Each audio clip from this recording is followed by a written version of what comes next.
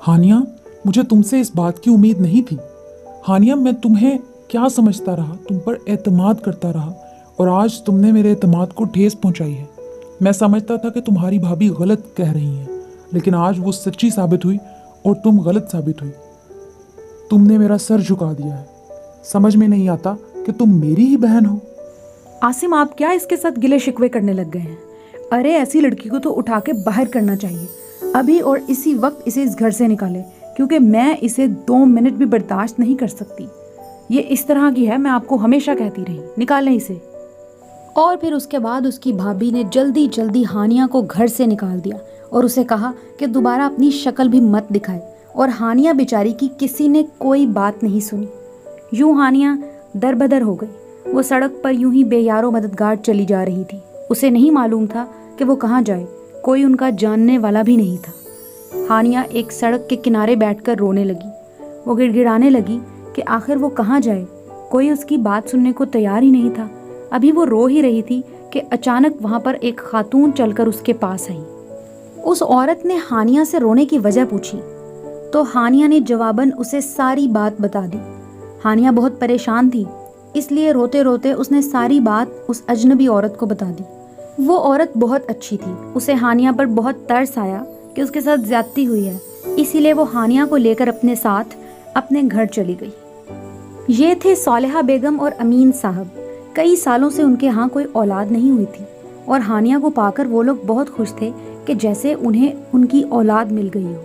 उन्होंने हानिया को बहुत अच्छे से कबूल किया और उसे अपनी बेटी बनाकर अपने साथ रख लिया। हानिया भी बहुत खुश थी कि उसे कोई ना कोई ठिकाना तो मिल गया। वो लोग हानिया के साथ बहुत अच्छा सलूक करते थे, अपनी सगी औलाद से बढ़कर हानिया का ख्याल रखते थे, उसकी हर ज़रूरत को पूरा करते थे। और हानिया भी बहुत ज़्यादा खुश थी, क्योंकि उसे कभी भी अपने खुद के घर में इतना सुकून और इतनी मोहब्बत नहीं मिली जितनी कि अमीन साहब और सालेहा बेगम के घर मिली। इसीलिए वो भी उन्हें माँ बाप ही कहती थी।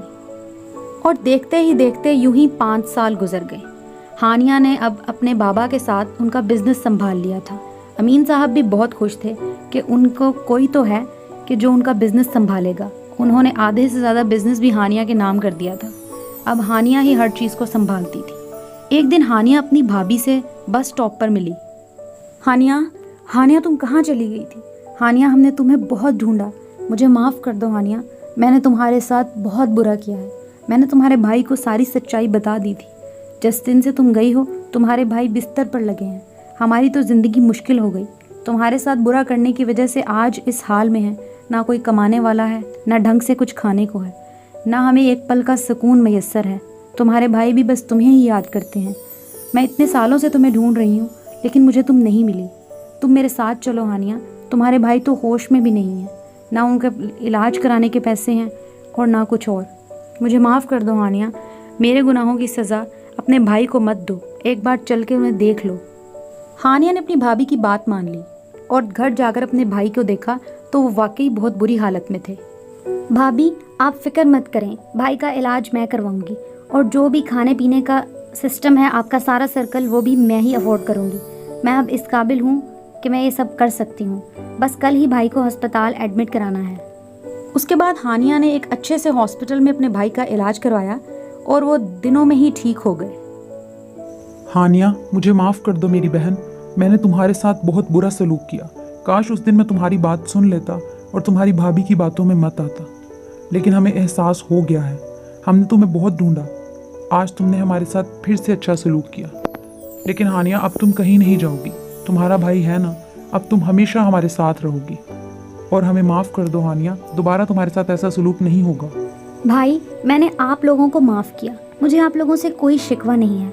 आप लोगों ने उस वक्त जो भी किया मैं आपको माफ़ कर चुकी हूँ, लेकिन मैं आप लोगों के साथ नहीं रह सकती। वही मेरे माँ बाप हैं, उन्होंने ही मुझे सहारा दिया है और आज इस काबिल बनाया है कि मैं सर उठाकर जी सकती हूँ। इसलिए अब मैं सारी ज़िंदगी उन्हीं के साथ रहना चाहूँगी। हाँ, आप लोगों से वादा करती हूँ कि आपसे मिलती जुलती रहूँगी, लेकिन रहना अब मुझे सिर्फ अपने माँ बाप के साथ ही है। आप लोगों का बहुत बहुत शुक्रिया। और उसके बाद हानिया वापस अपने अम्मी अब्बू के पास चली गई। अब वो लोग दोबारा से हंसी खुशी ज़िंदगी गुजारने लगे। हानिया कभी कभार अपने भाई और भाभी से मिलने जाती रहती थी, लेकिन यहाँ पर भी उसने सारे का सारा बिजनेस संभाला हुआ था। अब हानिया की ज़िंदगी बिल्कुल मुकम्मल हो चुकी थी اور وہ بہت زیادہ خوش تھی